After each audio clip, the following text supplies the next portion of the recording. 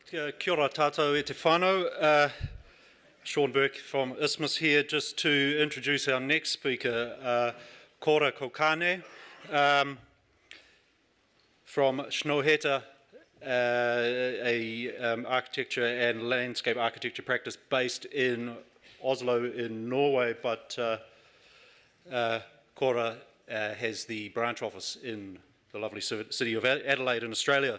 Now, Isthmus is incredibly excited to find Snoheta coming into our lives because of the parallel evolution that we've found that both firms have taken on our respective journeys. They're both strongly rooted in landscape. Both countries have incredible landscapes, and I think that's at the basis of it. But of course, it's also a no boundary approach between landscape and architecture, working without division, and that's certainly something that we aspire to in our practice, and as does Snoheta. David Gregory, who worked for us for 3 or 4 years, came from Adelaide, so he had a great passion for all things Scandinavian. I think his parents were very pleased when he moved to New Zealand rather than Norway, but sadly, he did the introductions, and sadly, because of the rising house prices in Auckland, he has gone back to Adelaide and taken up an urban design position with one of the councils. So we have a number of shared values, and I'm not going to go into them anymore and let Kaare talk about that. I'd just like to acknowledge the speakers yesterday, in particular our speakers from iwi and mana whenua, tangata whenua. I think that at Isthmus we have as one of our core values people and culture as well as land, so I've gone into it now, but I think the area of culture we really do need to do some more relationship building and greater understanding, and just making that whole thing a better outcome for everybody. We lost our great collaborator in 2016, and we're looking to build on the things that he taught us. I'll leave you now, and welcome, Kaare.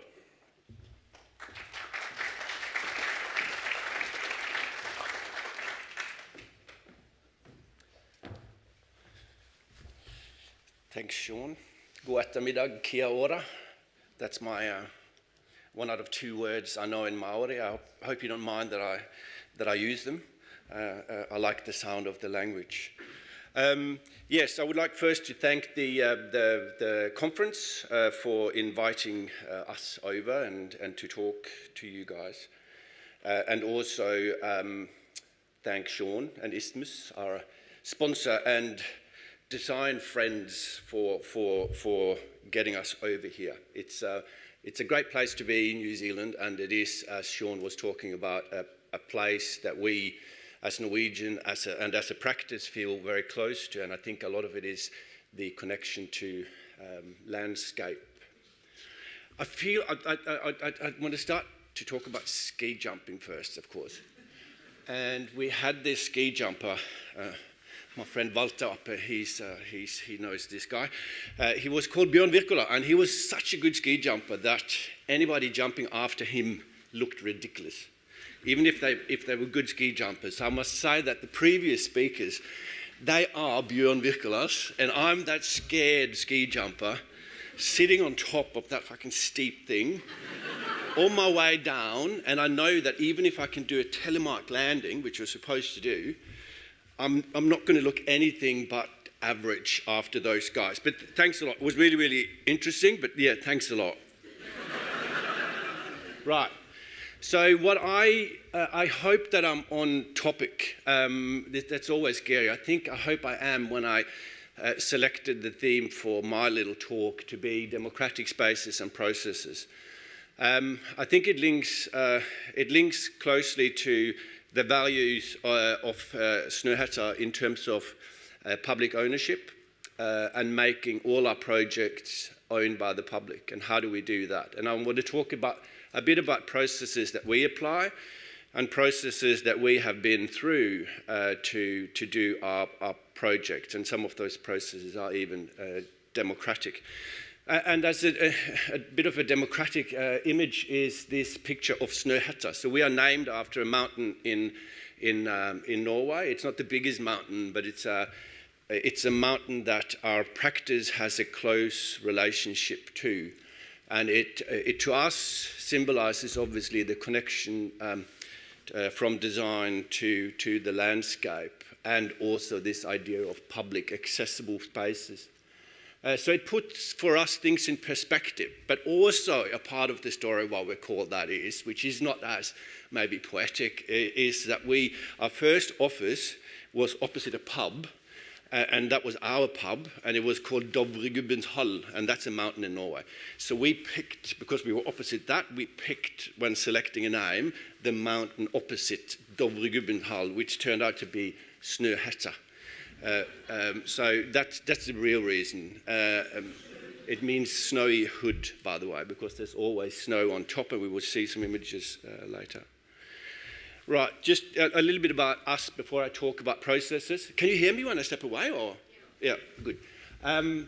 So we've got two main offices. We started in Oslo, and that is still our biggest office. We've got around 110, which is maxed out there at the moment, based in Oslo. And then we've got an office in New York, which was set up at the back of the of winning the September 11 pavilion in New York. And then we have a number of smaller studios. We've got one in Los Angeles, in Innsbruck, and we've got the latest one is then where I am in Adelaide. So we follow people, which is a lot what our company is about. So a little bit about public ownership, democratic spaces, democratic processes. This is how it started for us. Back in the late 80s, it was an anonymous open design competition for the Alexandrina Library. And we were lucky, or the founding directors, they were a young group of architects. I think the client got shell-shocked when they saw them coming off the plane to see how young they were and who they had selected for the winners for this process, but very much a democratic process that allowed a young practice to kickstart the practice. And I think we can learn from that. We need to be more supportive for the young and up-and-coming architects, giving them opportunities. And back in these days, we were sort of more or less all using the same weapons. So we would be a lot of hand drawings, and you couldn't chuck a lot of money at it and therefore win. We've had a long period now where only the big practices could do the fancy illustrations, the beautiful renders, and spend, God knows, like we have, $300,000 on a competition. All of a sudden, this is readily available now, and which we are really fascinated over. People come out of university with the software skills, so we are back at battling with the best ideas. So may the best idea win, and we should do more of that and include younger practices. So that's the project. It was a project where we, from the beginning, had, as a practice, we had the disciplines of landscape architecture and architecture there. We also have always, since the first project, worked with artists. So we've got an artist on our book. So Jorunn Sandnes, she does her own commissions, but she also works on our project, not just to decorate walls, but be the voice of an artist in the process of design, which we see as a great value. And then we have the power of public ownership. So when they had the revolution in 2011 in Egypt, this public open building that was owned by the local people was surrounded by the locals and protected by the locals because it was their building. It's not a very good photo resolution-wise, but we love it. I'm going to try to go to the next slide. There we go. Other democratic spaces, maybe this is the Times Square project in New York, and it was all about decluttering it, removing the cars, and basically create a place where programmed and unprogrammed activities could happen and not do too much. It was all about doing really as little as possible. And it was also an interesting process to go through, where we tend to these days consequence analyze everything, but you couldn't really analyze all the consequences by removing the traffic from this area. So it came a point where the client had to be brave and said, well, we're going to do it and we're going to deal with it later. And it's a little bit what Bart was talking about earlier as well, that we have to do it and we have to have room to move, and then we adjust with it. We have to stay nimble. I think that's what Bart talked about. Yes, more of that space. Happy people, beautiful dress. Oslo Opera. Oslo Opera is not just a place for people to go and see the opera. It's a place for people to go and hang out. And they say that if you can touch a place or touch a building, you own it. If you can sit on it, surely you own it more. Or if you can ski on it, you seriously own it. And probably the only thing that is better than that would be to, I love this, ride a motorbike on it. So this guy, he travels around. This is what he does. He travels around and rides on architecture. So we were really happy when we saw on YouTube that he picked our building as well. And we were really happy when we saw that he didn't die, that he actually got over. So we love that. Everybody should be able to use it, and that's what it should be about. I'm going to stop soon. I just want to see this caretaker coming out. They're trying to stop him with this excuse me, finger. Anyway, let's move on. So when we talk about Snøhetta, we like to boil what we are about down to 3 words, where we talk about people, process, and project. And here comes my second Maori word, he tangata. Is that right? Is that right? People? Is it awesome? I got it right. So for us, it is about the people, our people, the people that we deal with, the people that the architecture is for.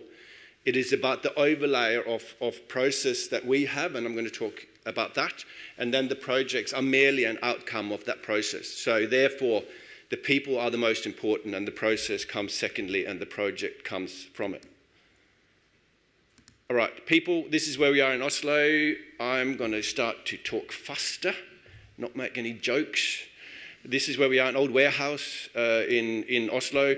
These are the 4 streams in our office, the important streams. We've got in the bottom right-hand corner our big robot from ex-Yugoslavia, and he's got a funny name, and it's a very rude name in Norwegian, and for whatever reason, Yugoslavian language has a lot of Norwegian rude words in it. But anyway, so he has his own room there where he works really hard. We've got another workshop that is where there's a workshop manager that helps us to make prototypes and make bigger things, and he helps us because without him we probably would lose limbs because there's some dangerous equipment there. And then we got a third workshop where architects and designers can go for it. The other one that we have here is the coffee machine. That's probably the most important one. Gets used all day long. Very, very important. We have in the bottom left-hand corner is the central space where we meet and where we talk about work-related stuff, personal stuff, anything that happens with our staff, etc. And then we have our big tables, which are meeting table where we all have small meetings in the open space, and it gets converted into a lunch table at lunchtime. So we all sit down together and we eat and we talk and we get to know each other. And that is also a very Norwegian thing. We think it is an enormous quality in it. You get to know not Lars as the architect, but Lars as the person. So I just wanted to show that. And then I'm going to talk a little bit about our processes.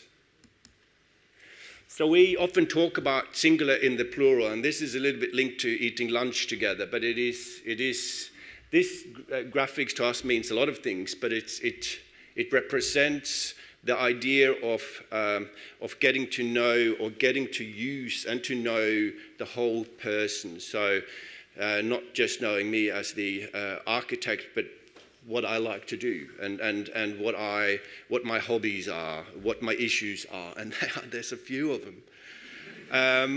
But it is also a little bit this. It could be almost seen as an organisational chart of the office where we sit. So we have the disciplines of landscape architecture, interior architecture, graphic design and wayfinding, and then we have product design.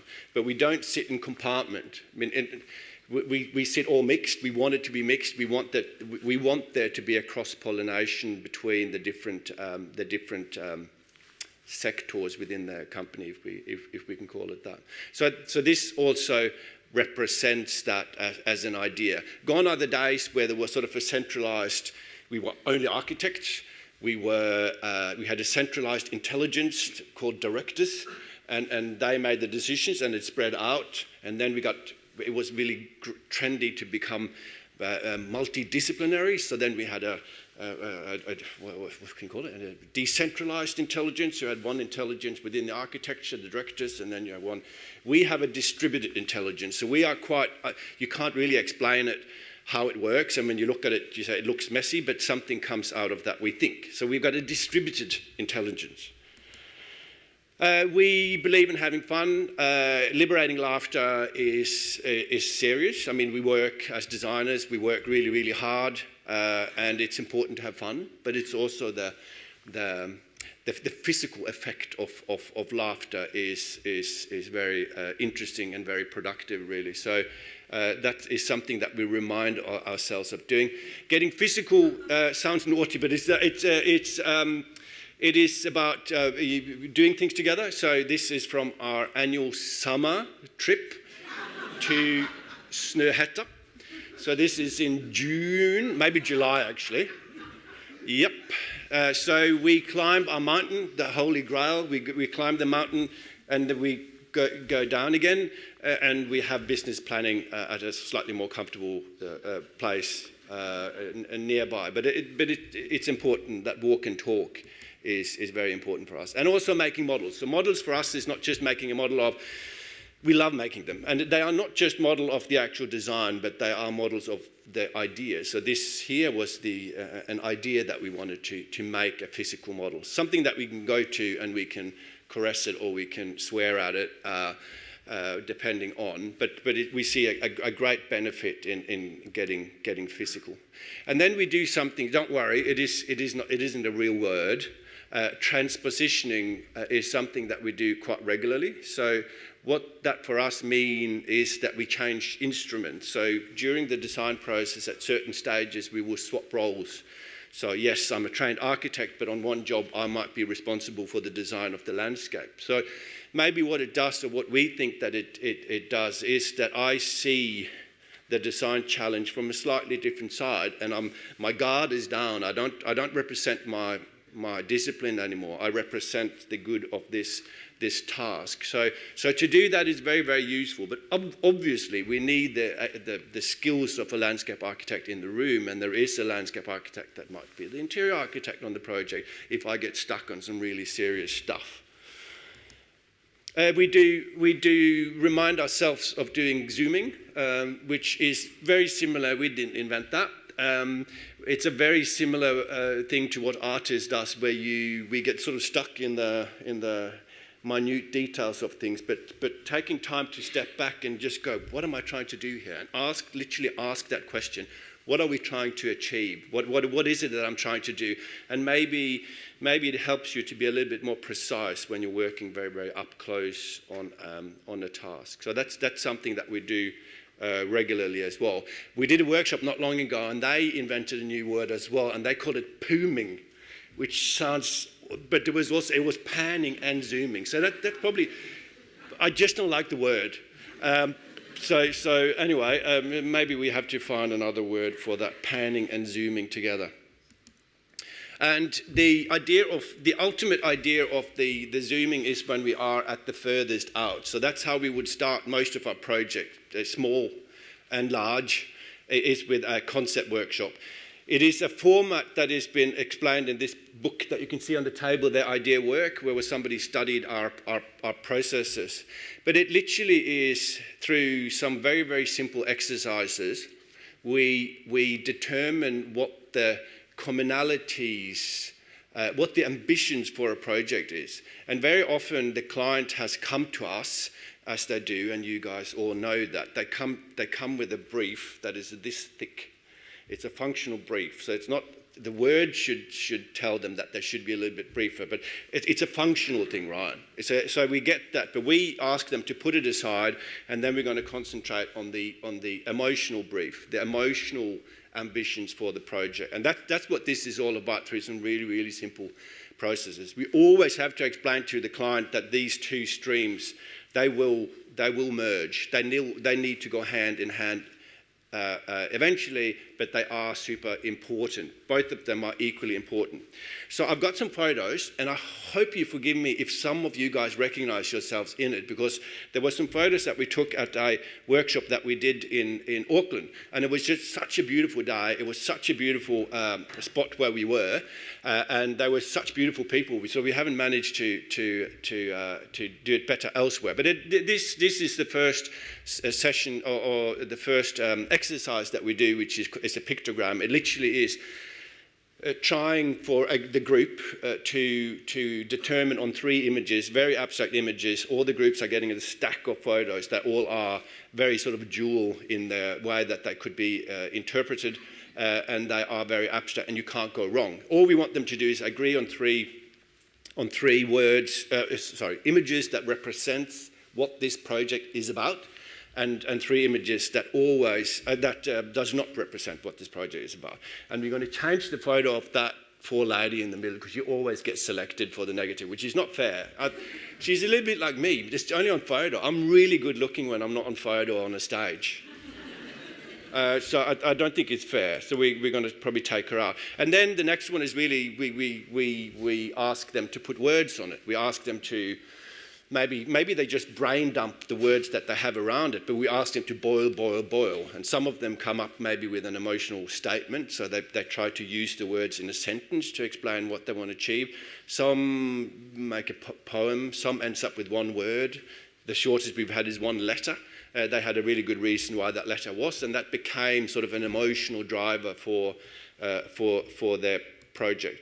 And then we have fun with the groups in terms of building models of the concept, so models of the idea. Again, it's not pretty, it's just fun, and it makes you think. I think the guys there were they were exploring action-reaction or something like that.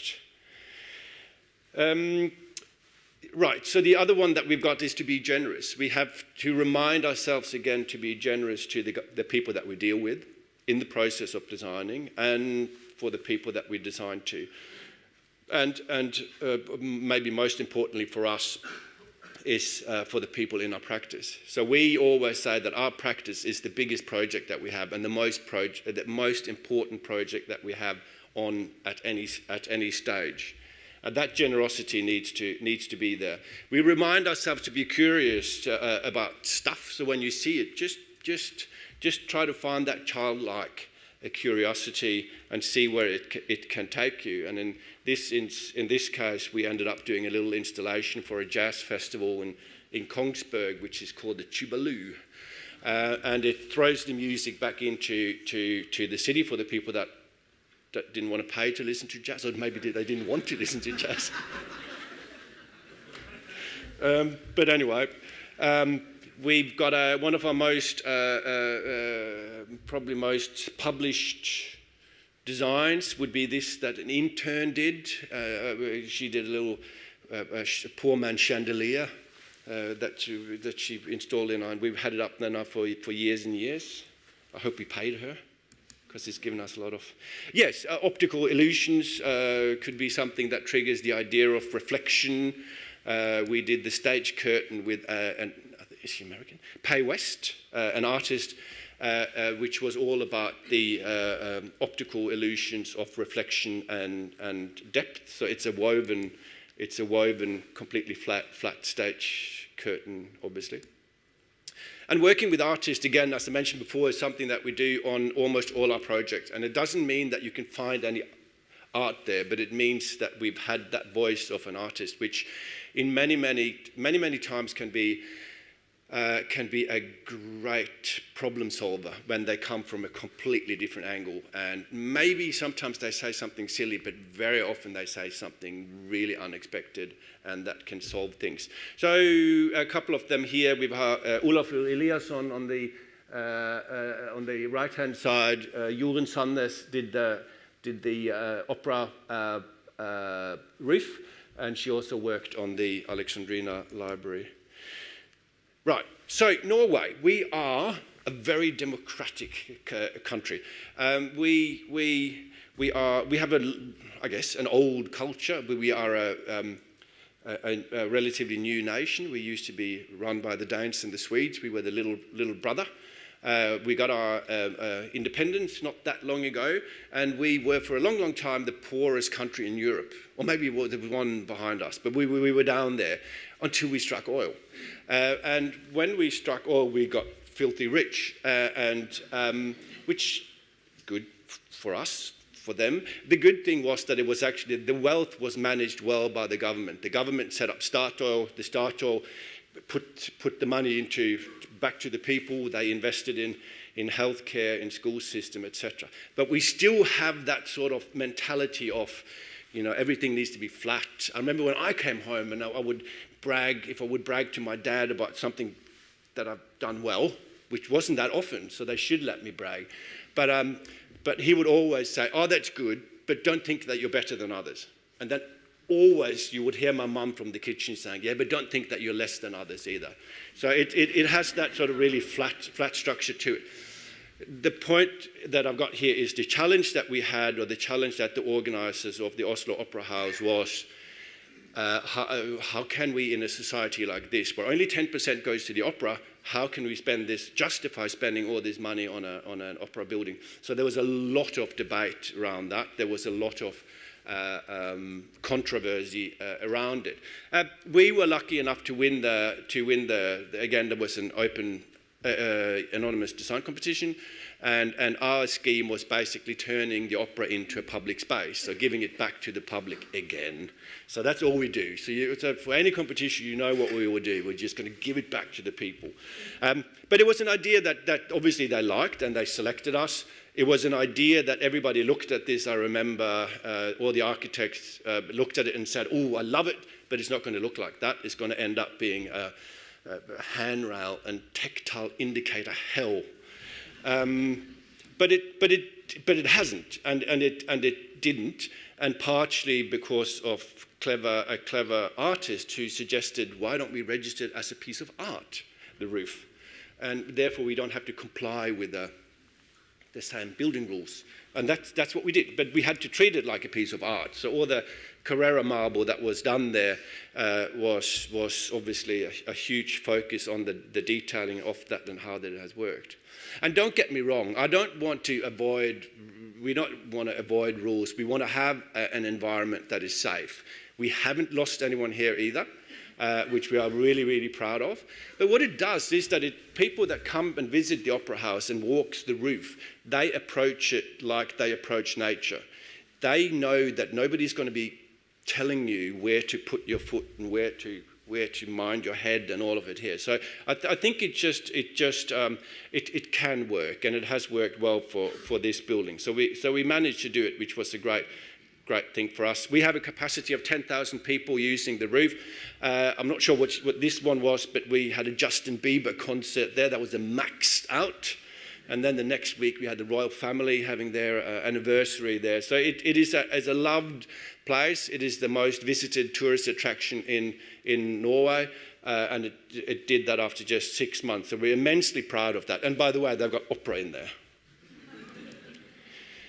I'm not sure why I put this in, but I like it. And that may be a good enough excuse, but it's a little project that we did with a Swedish photographer. But we were sort of exploring when is it landscape, when is it landscape architecture, when is it art? And it literally is a stock standard concrete culvert that we then framed and put in the landscape and asked the question whether this was art.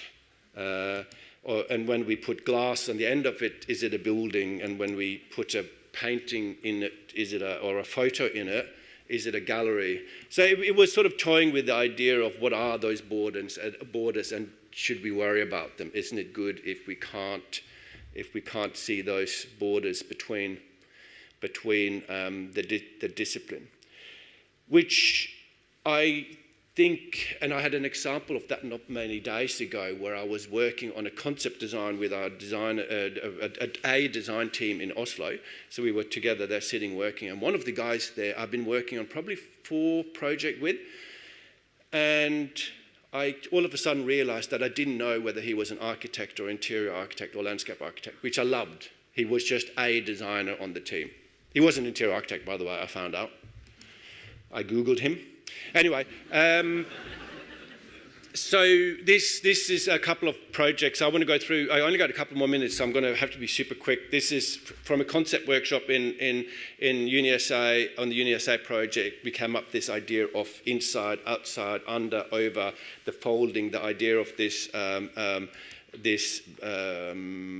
blurring the transition between outside and inside. They wanted a building that was sort of accessible and had a public ownership. Again, the university, we were really motivated by a Jeffrey Smart painting.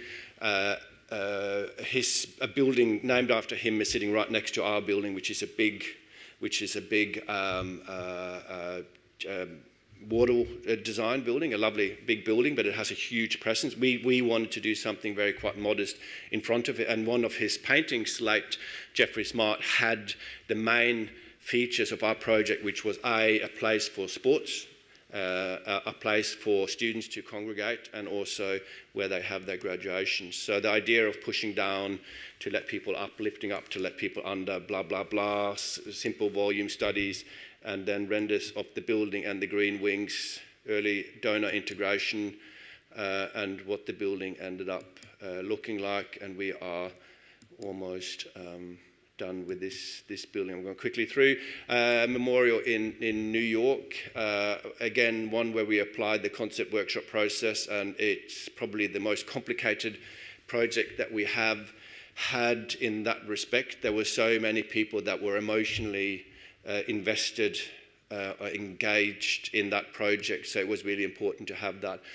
Not to the same extent, but there were certainly a lot of architects that were engaged in when we did the San Francisco Museum of Modern Art, and we were sitting as a dance partner, as we described it, to Bottas, more slightly heavier building in front of us. That's one of our projects, more landscape project. This is in Lofoten, a beautiful part of Norway on the northwest coast, for a small hotel there. And again, this is just in the categories of project that I like. It might not be super relevant. This is a restaurant that we do, that we are now doing in Lindesnes, southern tip of Norway. So it's called Anda. But it's a restaurant, and it is also a research facility for aqua. But it's an underwater restaurant. You can go down there, eat a meal. You can fly a drone, underwater drone, to check out places around you there. Anyway, I want one. Treehouse in... The glass is 600 mil thick. Treehouse in Sweden. Is that the Oscar thing? Does that mean that I'm paid to golf? Was that the music? This is in Kristallwelten in Austria, a play tower. So it's a 20-meter structure for kids to play, and we haven't lost anyone there either. It's awesome. Right, here they go. Having fun.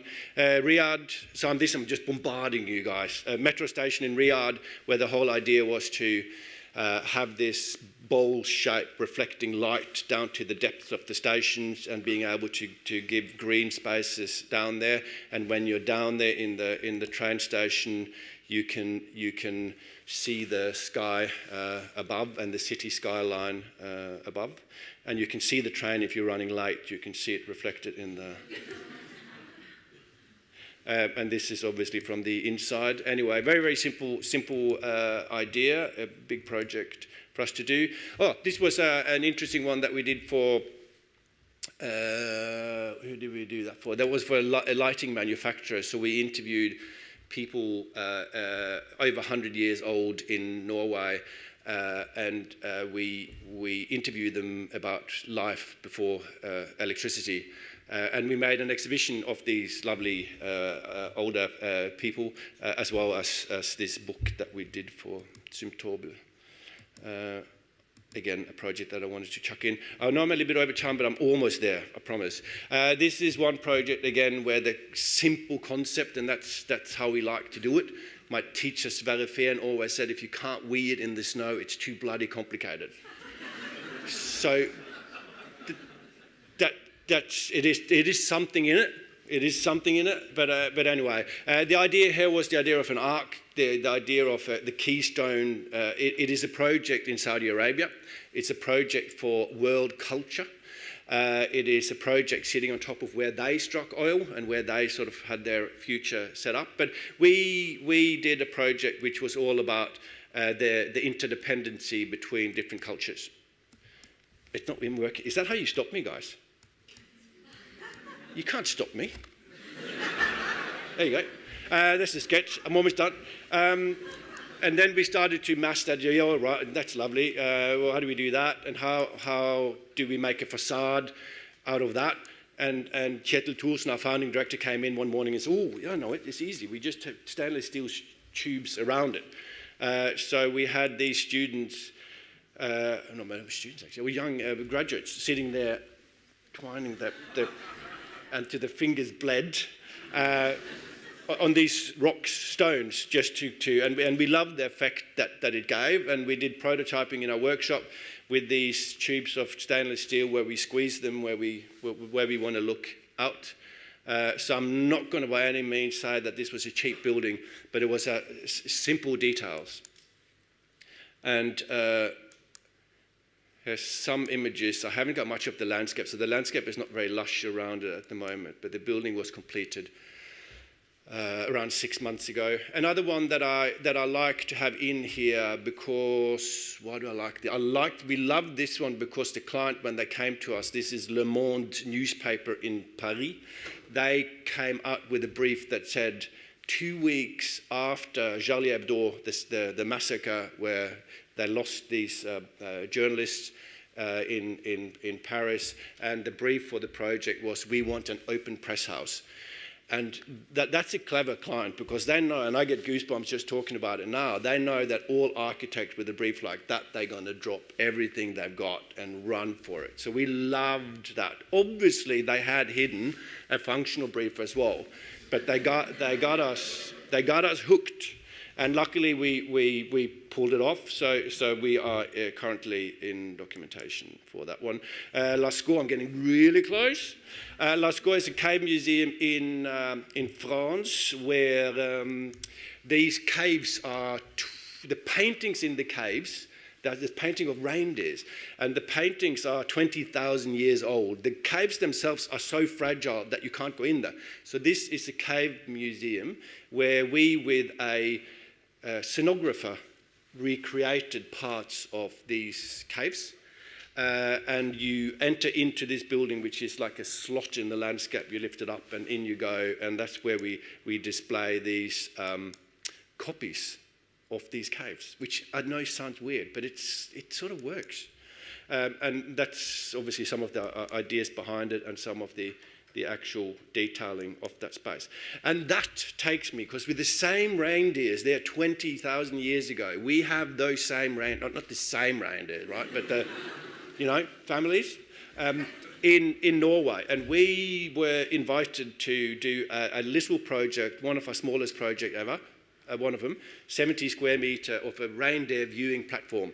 And to me, that project was, we loved it because it's such a beautiful spot and it's overlooking Snøhetta, our mountain. So we grabbed it, and it was also for us to tell ourselves that any project can be an opportunity to do design.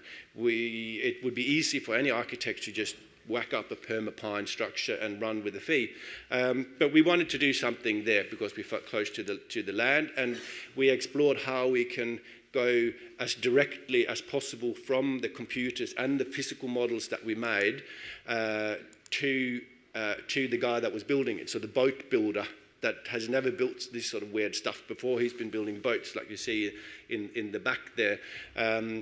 But he was then assisting us, and we could cut down the process of documentation dramatically, and that was a part of what we explored when we did that project.